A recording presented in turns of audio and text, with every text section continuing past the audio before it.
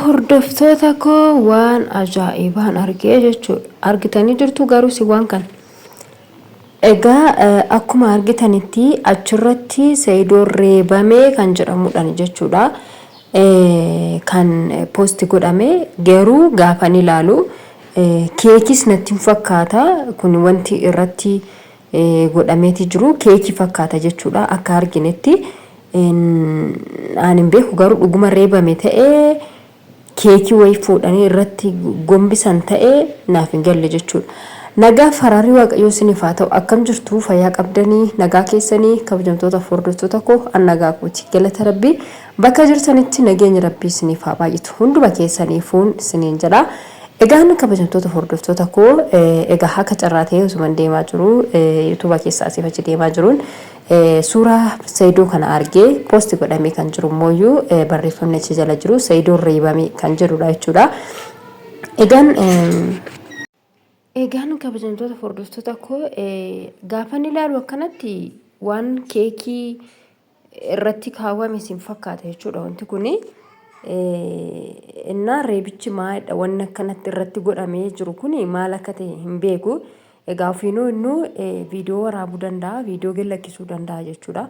Garuu immoo hanga viidiyoo gallakkisutti wanti kun maal akka ta'e gaafii natti ta'eera jechuudha. Maalidha kan irratti kaawwame inni irratti godhameetii jiru. Akkasuma intalli daarii gara kanaatiin jirtu gara ala darbee dheengadda kan waliin turtedha. Isheen sun immoo hiriyaayyuu turte yaadattu taatanii isheen gara kanaan jirtu hiriyaayyuu turte garuu lamaan isaaniiyyuu uffata adii uffatanii kana hidhanii isin himuu hin danda'u. Isheen tokko xiqqoo garaan ishee mul'ata. Kanumaan illee gargar isaan baafadha maleedha. Egaa ishee garaan ishee mul'atu kuni akka Saidoo jaallattuun akka Saidoo jaallattuu akka isa dhiisuullee fedha hin qabne dubbataatii turte ageessanii jirtu jechuudha. Dheengadda danda'u mana duwwaa keessa akkamitti teessaa maal jetti raawwatte waa baay'eetti dubbatanii turte jechuudha. Akkuma waliin dhageenyetti deebistee wantoota baay'ee jechaanii turte. Mana keessa qubaa kee akkamitti teessaa mana meeshaan keessa hin jirre keessa akkamitti teessaa bakka waan isin hin jedhiniin hin jiru jechuudha. Garuu immoo akka isa wajjin jiraachuu barbaadullee jireenya makaraa fuulduraatiyyuu akka isa wajjin jiraachuu barbaadullee dubbataatii turte. Kanaaf iyyuu jechuudha.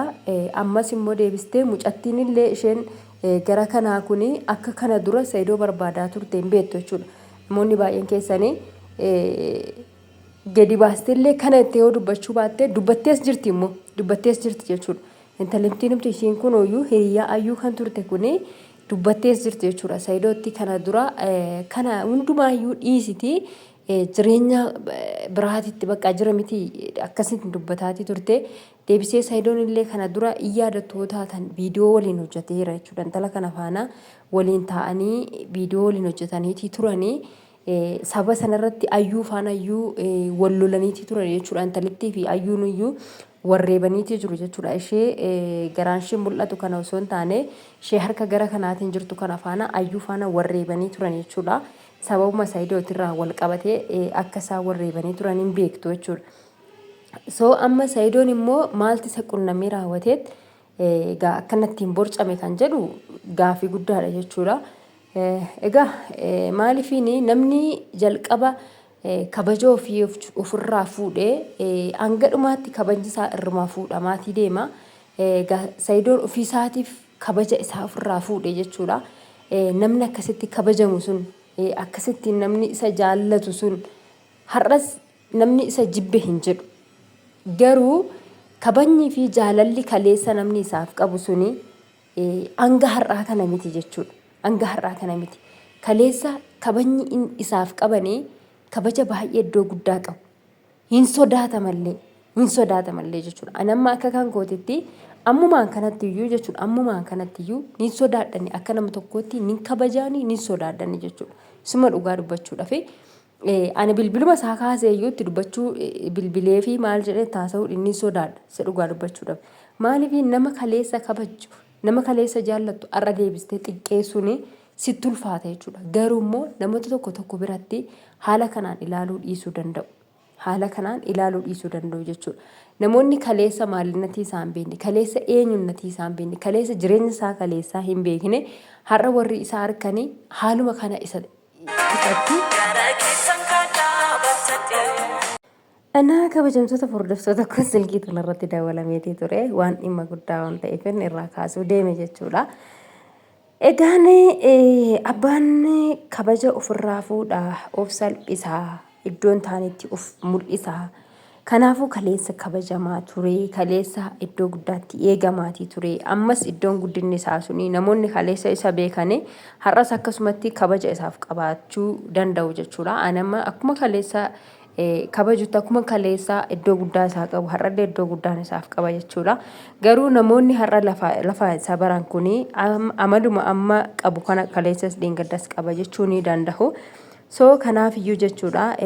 Egaa namoonni baay'een keenya osoo hin beekin haala hin taane keessatti of kuffisnee raawwannee haala gadhee keessatti of kuffisnee jireenya gadhee keessatti of kuffisnee iddoo gadhee ofiif kennina jechuudha. Kanaafuu egaa haala kamiin akkasitti akka inni of baxabbaxeenee akkasitti egaa already kun keekidha jechuudha kan itti baxabbaxameetii jiru kan itti irratti ta'ee jiru kuni sababa maaliitiif akkas akka ta'e hin beeknu kaanuti. Egaa immoo hin beekamu jarri dubartoonni lamaan kun immoo walitti dhufanii raawwatanii isaanuu rakkina uumuu danda'u. Mucattii ishiin sunis kana dura akka jaalala isaa qabdu dubbataatii turte. Ammas immoo deebistee ishiin kun immoo gaafataatii turte ala darbe gaafa inni gara Yamaniitii Itoophiyaa keessatti galu gaafa balbala bantee fi maal jettu ergasii irree bariituu deebitee raawwattee jireenya inni itti jiraatu hunda gaggaafattee ni jettee akka waliin jiraachuu barbaadullee itti dubbatteetii turte jechuudha. Viidiyoo arginee jirra hundi keenyaayyuu gara chaanaala ishii irrattis ta'ee chaanaala Seedoo irrattis ta'ee dubbatamee ture jechuudha wanti kuni. So tarii egaa dubartoonni lamaan kun iyyuu walitti dhufanii raawwatanii haala tokkoon tarii waan tokko uumanii raawwatanii isarratti waan kana gochuu danda'u hin beekamu kan nuti wanti nuti beeknu jiru. Egaa hamma inni iyyuu ofii isaatinuu viidiyoon gara tokko yookiin egaa chaanaala isaa irratti yookiin immoo chaanaala ijoollee kanaati irratti kan gallakkifamu hin dhabamu.